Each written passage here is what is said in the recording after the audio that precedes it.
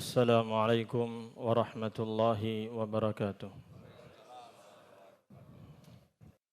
إن الحمد لله نحمده ونستعينه ونستغفره ونعوذ بالله من شرور أنفسنا ومن سيئات أعمالنا. من يهده الله فلا مضل له ومن يضلل فلا هادي له. أشهد أن لا إله إلا الله وحده لا شريك له وأشهد أن محمدا عبده ورسوله صلى الله عليه وعلى آله وأصحابه وسلم تسليما كثيرا. قال الله تبارك وتعالى: يا أيها الذين آمنوا اتقوا الله حق تقاته ولا تموتن إلا وأنتم مسلمون. وقال جل وعلا: يا أيها الناس اتقوا ربكم الذي خلقكم من نفس واحدة وخلق منها زوجها وبث منهما رجالا كثيرا ونساء واتقوا الله الذي تساءلون به والأرحام إن الله كان عليكم رقيبا. وقال تبارك وتعالى: يا أيها الذين آمنوا اتقوا الله وقولوا قولا سديدا يصلح لكم أعمالكم ويغفر لكم ذنوبكم ومن يطع الله ورسوله فقد فاز فوزا عظيما. أما بعد فإن أصدق الحديث كتاب الله وخير الهدي هدي محمد صلى الله عليه وسلم وشر الأمور محدثاتها وكل محدثة بدعة وكل بدعة ضلالة وكل ضلالة في النار. أيها المسلمون اتقوا الله ربكم وأطيعوا الله والرسول لعلكم ترحمون. قال الرسول عليه الصلاة والسلام: صوموا لرؤيته وأفطروا لرؤيته فإن غم عليكم فأكملوا العدد. رواه مسلم. وفي رواية في صحيح ابن حبان قال عليه الصلاة والسلام: صوموا لرؤيته وأفطروا لرؤيته فإن غم عليكم فصوموا 30. Ma'asyiral muslimin rahimani wa rahimakumullah. Bertakwalah kepada Allah Subhanahu wa taala. Taatilah Allah dan taatilah Rasul agar kalian semua mendapatkan rahmat Allah Subhanahu wa taala. Ketahuilah bahwa Nabi kita Muhammad sallallahu alaihi wasallam telah bersabda: "Sumu li ru'yatihi wa aftiru li ru'yatihi, fa in ghumma 'alaikum fa akmilul 'adad." Berpuasalah kalian karena melihat hilal dan berhari rayalah kalian karena melihat hilal. Apabila mendung dan kalian tidak bisa melihat hilal, maka sempurnakanlah bilangan bulan tersebut, yakni menjadi 30. Hadis ini dikeluarkan oleh Imam Muslim dalam sahihnya. Dalam riwayat yang lain dari Sahih Ibn Hibban, Rasulullah sallallahu alaihi wasallam bersabda: "Sumu li ru'yatihi wa aftiru li ru'yatihi, fa in ghummi 'alaikum fasumu 30." Berpuasalah kalian karena melihat hilal dan berhari rayalah kalian karena melihat hilal, dan apabila kalian tidak bisa melihat hilal tersebut karena mendung atau yang lainnya, maka berpuasalah 30 hari. Wa nahnu na'malu hadzal hadis, na'mal wa nuti'u Rasulullah sallallahu alaihi wasallam fi hadzal amal. Dan sinilah sekarang kita berpuasa di hari ke-30 karena menjalankan perintah Rasulullah sallallahu alaihi wasallam, mentaati Rasul kita tercinta. Belum mengatakan kalau tidak terlihat, dan tadi malam pemerintah mengatakan bulan tidak terlihat, tidak sesuai syaratnya terlihat, maka kita sempurnakan menjadi 30 hari. Ayuhal muslimun rahimani wa rahimakumullah. Li thalathu wasaya as'alullah an yanfa'a biha lana wa lakum. Saya punya 3 nasihat wasiat, semoga bermanfaat bagi kita semuanya terkait dengan perpisahan kita dengan bulan Ramadan. Awalan, nashkurullaha jalla wa ala an balaghana Ramadan wa yassara lana jami'al ibadati fi Ramadan min as-siyami wal qiyami wa tilawatil Quran wa jami'al a'mal fi Ramadan. Kita bersyukur kepada Allah Subhanahu wa taala. Yang pertama, kita bersyukur kepada Allah Subhanahu wa taala yang telah menyampaikan kita di bulan Ramadan, bulan yang selalu kita nanti-nanti. Dulu sebelum masuknya bulan Ramadan, kita selalu minta, ya Allah sampaikan aku di bulan Ramadan. Alhamdulillah, 30 hari sempurna kita telah memasuki bulan Ramadan ini. Maka ini nikmat yang besar dari Allah Subhanahu wa taala. Yajibu alaina an nashkura hadhihi ni'mah Wajib bagi kita untuk mensyukuri nikmat ini. Allah mudahkan kita untuk berpuasa, bersolat malam, solat tarawih, solat tahajud, baca Al-Quran, hatam berquran berkali-kali, bersedekah, membantu orang untuk berbuka puasa. Dan semua amal-amal soleh ini merupakan taufik hidayah dari Allah Subhanahu wa Ta'ala. Wallahi, laulallah mahtadaina, wala sallaina, wala sumna, wala tasaddaqna.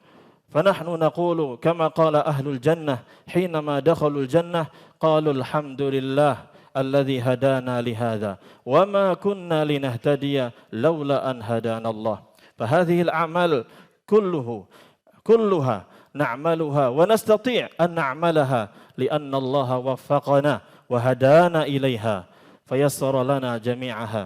معاشر المسلمين rahimani wa rahimakumullah. Demi Allah, seandainya bukan karena Allah yang memberikan hidayah kepada kita, kita nggak bisa mendapatkan hidayah. Kita nggak bisa sholat, kita nggak bisa puasa, kita nggak bisa membaca Al-Quran, qiyamul lail, tahajud dan lain sebagainya. Seandainya bukan Allah yang memberikan hidayah kepada kita, kita tidak bisa melakukan amal soleh itu semuanya. Semua ini murni taufik hidayah dari Allah Subhanahu wa Ta'ala. Maka hendaknya kita ucapkan sebagaimana perkataan yang diucapkan oleh penghuni surga ketika mereka masuk surga. Mereka i'tarafu bihadhihi ni'mah. Mereka meyakini, merasakan nikmat besar hidayah ini. Sehingga mereka mengatakan, Alhamdulillah alladzi hadana lihadza wa ma kunna linahtadiya laula an hadanallah. Mereka mengatakan segala puji bagi Allah yang telah memberikan hidayah kepada kami untuk bisa melakukan ini semuanya. Seandainya bukan karena hidayah dari Allah, seandainya Allah tidak memberikan hidayah kepada kita, taufik kepada kita, kita tidak bisa melakukan ini semuanya. Semua ini harus kita yakini, ini semua dari Allah Subhanahu wa Ta'ala. La haula wa la quwwata illa billah. Tidak ada daya dan kekuatan, tidak ada daya dan kekuatan kecuali dengan pertolongan Allah Subhanahu wa Ta'ala. Tsaniyan, nas'alullaha jalla wa ala أن يتقبل منا ومنكم صالح الأعمال صلاتنا وقيامنا وتلاوتنا القرآن وجميع أعمالنا في رمضان والله خسر الدنيا والآخرة من لم يقبل الله أعماله في هذا رمضان. قال النبي صلى الله عليه وسلم رغم أنف امرئ أو رجل دخل عليه رمضان فلم يغفر له وقد خسر من لم يقبل الله صيامه وقيامه. قال عليه الصلاة والسلام رب صائم ليس له من صيامه إلا الجوع والعطش ورب قائم ليس له من قيامه إلا السهر خسر الدنيا والآخرة. فنسأل الله جل وعلا أن يتقبل منا ومنكم جميع الأعمال في رمضان ولنا في خليل الرحمن إبراهيم عليه السلام أسوة حسنة. قال جل وعلا وإذ يرفع إبراهيم القواعد من البيت وإسماعيل ربنا تقبل منا إنك أنت السميع العليم. Ma'asyiral muslimin rahimani wa rahimakumullah. Wasiat yang kedua, hendaknya kita berdoa kepada Allah Subhanahu wa Ta'ala agar Allah Subhanahu wa Ta'ala menerima amal soleh kita semuanya. Agar Allah Subhanahu wa Ta'ala menerima semua yang kita lakukan selama di bulan Ramadan yang penuh dengan keberkahan ini. Salat kita, puasa kita, tahajud kita, tarawih kita, bacaan Al-Quran kita, sedekah-sedekah kita, dan semua kebaikan-kebaikan yang kita lakukan, semoga Allah terima dari kita semuanya. Demi Allah, ma'asyiral muslimin, rahimani wa rahimakumullah, sungguh rugi dunia dan rugi akhirat. Orang yang Allah tidak terima amal solehnya, rugi banget dia. Rasulullah sallallahu alaihi wasallam bersabda, "Raghima amru mri'in aw rajulin dakhala alaihi Ramadan falam yughfar lahu." Sungguh celaka binasa seseorang yang memasuki bulan Ramadan thumman salah falam yughfar lahu. Kemudian bulan Ramadan tersebut pergi, sudah selesai Ramadannya, ternyata dia tidak diampuni dosanya oleh Allah Subhanahu wa Ta'ala. Berarti selama ini tidak diterima amal solehnya sama Allah Subhanahu wa Ta'ala. Rugi, Pak. Rasulullah SAW juga menjelaskan, rubba qaimin laisa lahu min siyamihi illal ju' wal 'atash. Betapa banyak orang yang berpuasa tidak mendapatkan pahala apa-apa kecuali hanya sekedar lapar dan haus. Dia meninggalkan makan, minum tadi tidak diterima sama Allah. Wa rubba qaimin laisa lahu min qiyamihi illa sahar. Dan betapa banyak orang yang melakukan qiyam Ramadan, capek-capek malam, bangun malam, sholat dia, berdiri bersama kita. Tapi ternyata Allah tidak terima, rugi orang seperti ini. Rugi sekali. Maka kita berdoa kepada Allah, ya Allah terimalah amal soleh kita semuanya ya Allah. Amal soleh kami terimalah ya Allah. Doalah kepada Allah Subhanahu wa taala agar Allah menerima amal soleh kita semuanya. Taqabbalallahu minna wa minkum. Semoga Allah menerima amal soleh kita semuanya. Dan kita punya uswatun hasanah, suri tauladan yang baik pada diri Khalilur Rahman, kekasih Allah yang Maha Penyayang, yaitu Nabi Ibrahim alaihissalam dan juga putranya Nabi Ismail ketika keduanya membangun Ka'bah. Membangun Ka'bah, Pak. Membangunkan, meninggikan bangunan Ka'bah. Ini amal soleh yang luar biasa besarnya. Nah, beliau tetap berdoa sama Allah. Allah berfirman, wa idh yarfa'u Ibrahimul qawa'ida minal baiti wa Ismail, Rabbana taqabbal minna, innaka antas sami'ul alim. Ingatlah ketika Nabi Ibrahim dan juga Nabi Ismail sedang membangun dan meninggikan bangunan Ka'bah. Keduanya doa sama Allah, minta sama Allah, ya Allah, ya Rabb kami, ya Allah, taqabbal minna, terimalah amal soleh kami ini semuanya. Sesungguhnya Engkau Maha mendengar, Engkau Maha mengetahui, ya Allah, terima amal soleh. Ini penting dan ini yang kita harapkan. Semoga dengan amal-amal yang diterima ini akan meningkatkan derajat kita di surga. Semoga dengan itu Allah ampuni kita dosa-dosanya semuanya.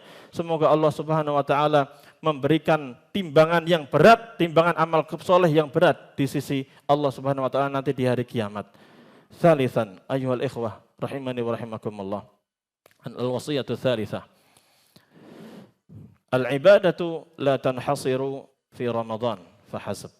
فنحن مخلوقون خلقنا لأجل العبادة قال الله جل وعلا وما خلقت الجن والإنس إلا ليعبدون فالعبادة مستمرة إلى أن نموت إلى أن نلقى الله جل وعلا قال جل وعلا واعبد ربك حتى يأتيك اليقين وقال جل وعلا فاستقم كما أمرت وقال جل وعلا إن الذين قالوا ربنا الله ثم استقاموا تتنزل عليهم الملائكة ألا تخافوا ولا تحزنوا وأبشروا بالجنة التي كنتم توعدون.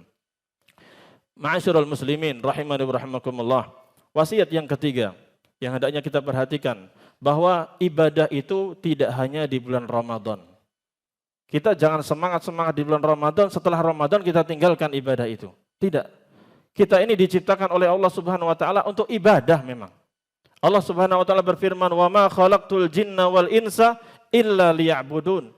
Tidaklah aku ciptakan jin dan manusia kecuali agar mereka beribadah kepadaku. Itu tujuan kita diciptakan. Ibadah harus kita lakukan terus sampai mati, sampai kita dijemput oleh malaikat maut, sampai kita berjumpa dengan Allah Subhanahu wa taala. Allah berfirman, "Wa'bud rabbaka hatta ya'tiyakal yaqin." Beribadahlah kepada Tuhanmu sampai datang kematian yang pasti datang kepadamu. Allah berfirman, "Fastaqim kama umirt." Istiqomahlah engkau sebagaimana yang engkau diperintahkan. Istiqomah terus. Sampai kapan? Sampai mati. Sampai meninggal dalam keadaan husnul khatimah insyaallah taala. Allah menjanjikan orang-orang yang istiqomah dengan firman-Nya, sesungguhnya innalladzina qalu rabbunallah tsumma istaqamu tatanazzalu alaihimul malaikah alla takhafu wa la tahzanu wa abshiru bil jannati allati kuntum tu'adun. Sesungguhnya orang-orang yang menyatakan Tuhan kami adalah Allah, kemudian dia istiqomah menjalankan syariat ini sampai meninggal, maka akan dijemput oleh malaikat maut dan diiringi oleh para malaikat rahmat. Mereka memberikan kabar gembira, alla takhafu, jangan kalian takut, santai saja, enggak usah takut sekarang. Engkau akan bahagia. Wala tahzanu, dan jangan kalian sedih karena meninggalkan saudara-saudara kalian, keluarga kalian di dunia. Jangan sedih. Wa abshiru bil jannati allati kuntum tu'adun. Tapi berbahagialah kalian. Kalian mendapatkan surga yang telah dijanjikan kepada kalian selama di dunia. Semoga Allah Subhanahu wa taala menjadikan kepada kita istiqamah, memberikan kepada kita istiqamah dan wafat dalam keadaan husnul khatimah. Barakallahu li wa lakum fil Qur'ani was sunnah wa nafa'ani wa iyyakum bima fihima minal ayati wal hikmah. Aqulu qawli hadza wa astaghfirullaha li wa lakum wa lisairil muslimina min kulli dhanb fastaghfiruhu innahu huwal ghafurur rahim. Alhamdulillah alladzi bi ni'matihi tatimmu shalihat wa asyhadu an la ilaha illallah wahdahu la syarika lah wa asyhadu anna Muhammadan abduhu wa rasuluh sallallahu alaihi wa ala alihi wa ashabihi wa sallama tasliman katsira. Amma ba'du, ma'asyiral muslimin rahimani wa rahimakumullah. Qala ar-rasul sallallahu alaihi wasallam la yashkurullaha man la yashkurun nas. La yashkurullaha man la yashkurun nas. Ma'asyiral muslimin rahimani wa rahimakumullah. Rasulullah sallallahu alaihi wasallam bersabda, tidak berterima kasih kepada Allah orang yang tidak mau berterima kasih kepada manusia. Tidak dikatakan orang yang bersyukur kepada Allah orang yang tidak mau berterima kasih kepada manusia. Inna hadhihi an-ni'am al-katsirah ibadatuna fi hadzal masjid al-mubarak. As'alullah an yubaraka fihi. Hiya ni'matun min Allah azza wa jalla. Lakinna hadhihi al-ni'mah ja'at ala wasilati aw ala aydi al-muhsinin alladhina hum ansha'u hadzal masjid wa da'amu hadzal masjid wa badalu amwalahum wa juhudahum li'imarati hadzal masjid. Fa nas'alullaha an yajziya anhum khairal jazaa wa yaj'ala fi mizani hasanatihi. Ma'asyiral muslimin rahimani wa rahimakumullah. Semua nikmat yang kita rasakan, termasuk di antaranya nikmat bisa beribadah selama di bulan Ramadan, terkhusus di masjid ini. Ini nikmat yang besar dari sisi Allah Subhanahu wa taala. Tetapi nikmat ini datang melalui perantara orang-orang baik yang telah membangun masjid ini, yang telah merawat masjid ini, yang telah mengeluarkan biaya, upaya, pikiran, dan segenap tenaga dia untuk memakmurkan masjid ini. Baik dari segi biaya, pengurusan listriknya, lampunya, karpetnya, AC-nya, ataupun yang lainnya. Termasuk acara-acara Ramadan kemarin berkaitan dengan uang, berkaitan dengan dana-dana, makanan berbuka puasa. Ini semuanya kebaikan dari para muhsinin tersebut. Hendaknya kita berterima kasih kepada mereka. Enggak kita ucapkan kepada mereka jazakumullahu khairan. Semoga Allah membalas kebaikan kepada kalian semuanya. Semoga Allah Subhanahu wa taala menjadikan amal soleh Anda ini diterima oleh Allah Subhanahu wa taala. Harta yang kalian telah lakukan, telah keluarkan, tenaga yang kalian curahkan, pikiran yang kalian curahkan, semoga menjadi timbangan pemberat amal soleh kalian semuanya. Baik yang berkaitan dengan urusan-urusan sholatnya, berpuasanya, ibadahnya, ataupun yang lainnya. Semoga diterima di sisi Allah Subhanahu wa taala. Tsumma asy-syukrul jazil. Nashkuru fadilata syekhina al-karim al-fadil al-syekh Syarif Salim As-Sawad hafizahullah taala ala ma qaddamahu lana min imamati salawati tarawih wal qiyam. Fa nas'alullaha jalla wa ala an yajziyahu 'anna khairal jazaa wa an yaj'ala dhalika fi mizani hasanatihi wa an yataqabbala minhu khairal a'mal. Walhamdulillahi rabbil alamin. Kita juga berterima kasih kepada syekh kita Fadilatul Syekh Syarif Salim As-Sawad hafizahullah taala. Beliau telah meninggalkan keluarganya, meninggalkan kampungnya, taraka ahlahu wa biladahu li ajlina liyusalli bina fi tarawih wal qiyam wa hadha amalun jalil as'alullah an yajziyahu 'anna khairan. Tentunya ini sangat berat. Beliau meninggalkan keluarganya, meninggalkan negaranya untuk datang kemari menyambut undangan kami, lalu beliau mengimami kami selama Ramadan ini. Beliau mencurahkan segenap kemampuannya untuk mengimami kita selama 1 bulan penuh. Semoga Allah Subhanahu wa taala memberikan balasan yang terbaik kepada beliau. Semoga Allah Subhanahu wa taala menjadikan apa yang beliau lakukan sebagai pemberat amal timbangannya di hari kiamat kelak. Ayuhal ikhwatu wal akhawat wa ayyuhal ikhwatul kiram. Nas'alullah jalla wa ala ats-tsabata fil amr wal azimata 'ala ar-rusyd. Kita memohon kepada Allah Subhanahu wa taala agar Allah Subhanahu wa taala memberikan kepada keistiqomahan untuk berada di atas jalan yang lurus dan tekad yang kuat untuk senantiasa istiqamah di atas jalan Allah Subhanahu wa taala. إن الله وملائكته يصلون على النبي يا أيها الذين آمنوا صلوا عليه وسلموا تسليما اللهم اغفر للمؤمنين والمؤمنات والمسلمين والمسلمات الأحياء منهم والأموات إنك سميع قريب مجيب الدعوات يا قاضي الحاجات ربنا تقبل منا إنك أنت السميع العليم وتب علينا إنك أنت التواب الرحيم ربنا اغفر لنا ذنوبنا وإسرافنا في أمرنا وثبت أقدامنا وانصرنا على القوم الكافرين اللهم أعز الإسلام والمسلمين وأذل الكفر والكافرين ودمر أعداء الدين اللهم أهلك الظالمين بالظالمين وأخرجنا من بينهم سالمين اللهم اجعل بلاد المسلمين آمنة مطمئنة اللهم اجعل بلادنا آمنة اللهم اجعل هذا البلد آمنة واجنبنا وبنينا أن نعبد الأصنام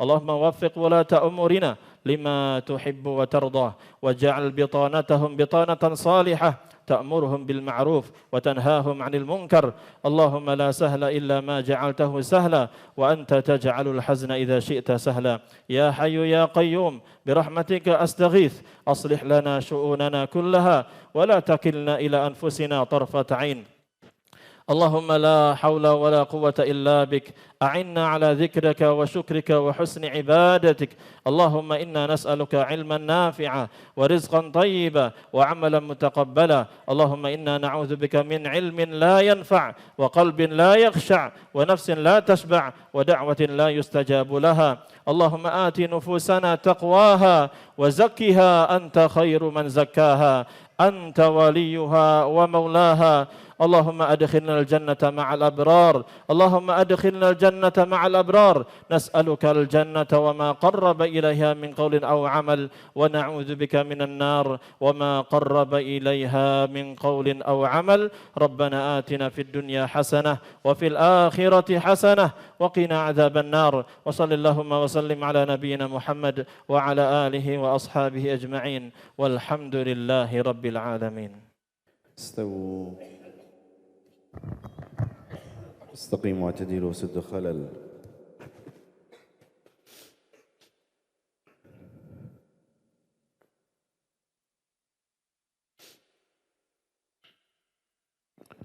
الله أكبر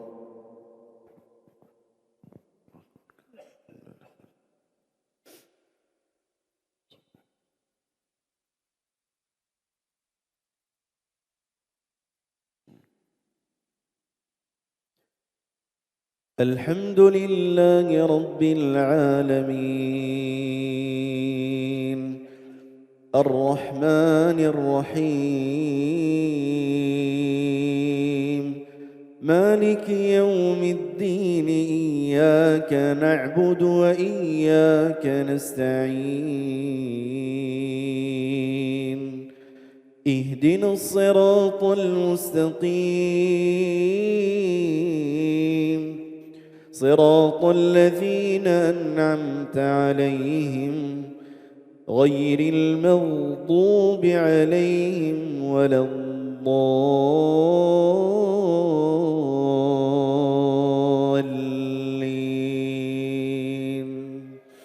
آمين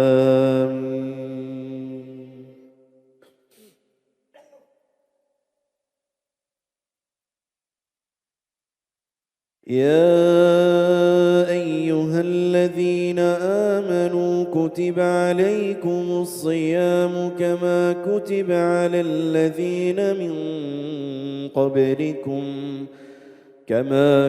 على الذين من قبلكم لعلكم تتقون أياما معدودات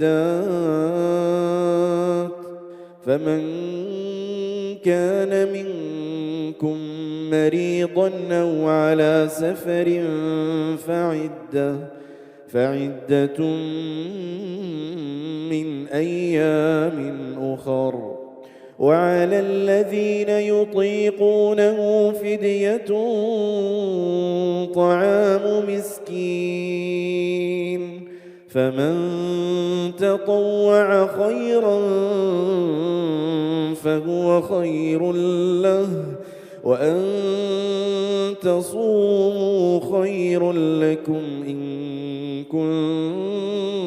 كنتم تعلمون شهر رمضان الذي أنزل فيه القرآن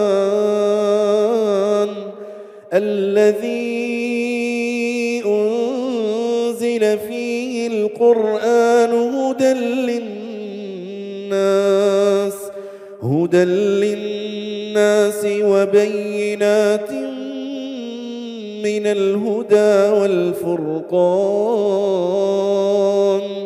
فمن شهد منكم الشهر فليصم ومن كان مريضا أو على سفر فعدة من أيام أخر يريد الله بكم اليسر ولا يريد بكم العسر ولتكملوا العدة ولتكبروا الله على ما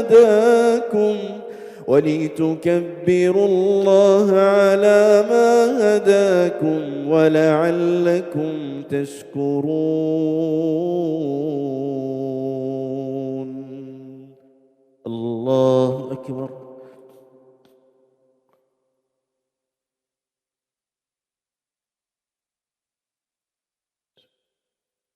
سمع الله لمن حمده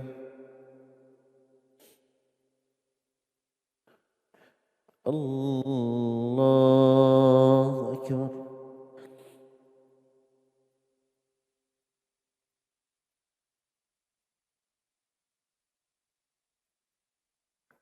الله أكبر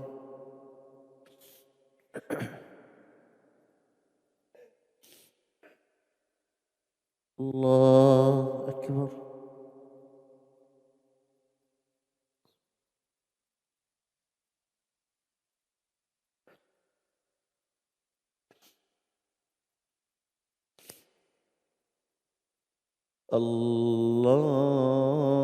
الله أكبر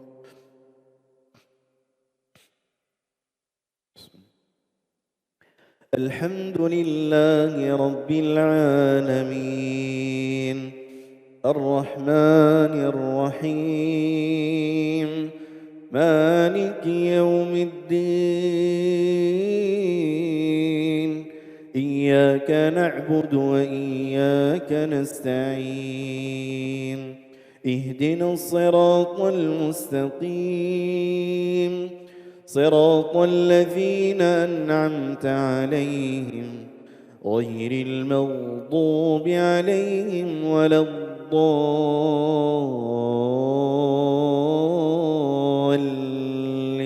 الضالين آمين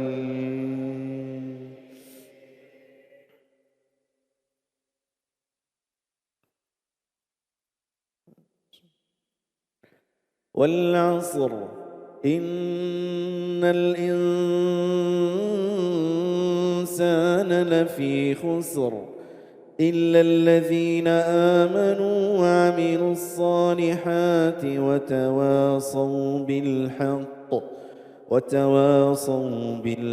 وتواصوا بالصبر الله أكبر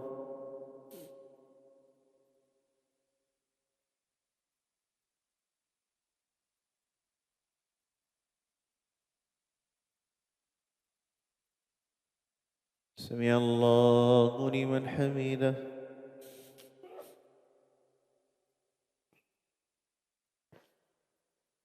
الله أكبر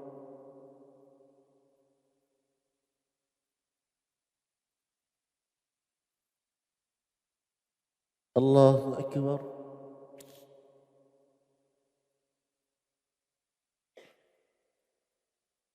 الله أكبر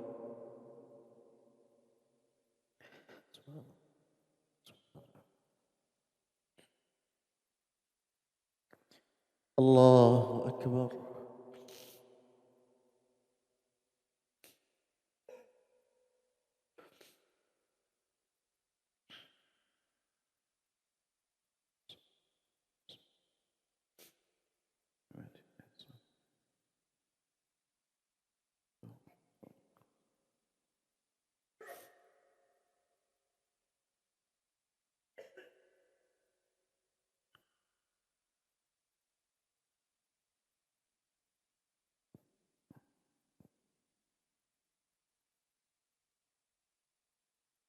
السلام عليكم ورحمة الله. السلام عليكم ورحمة الله.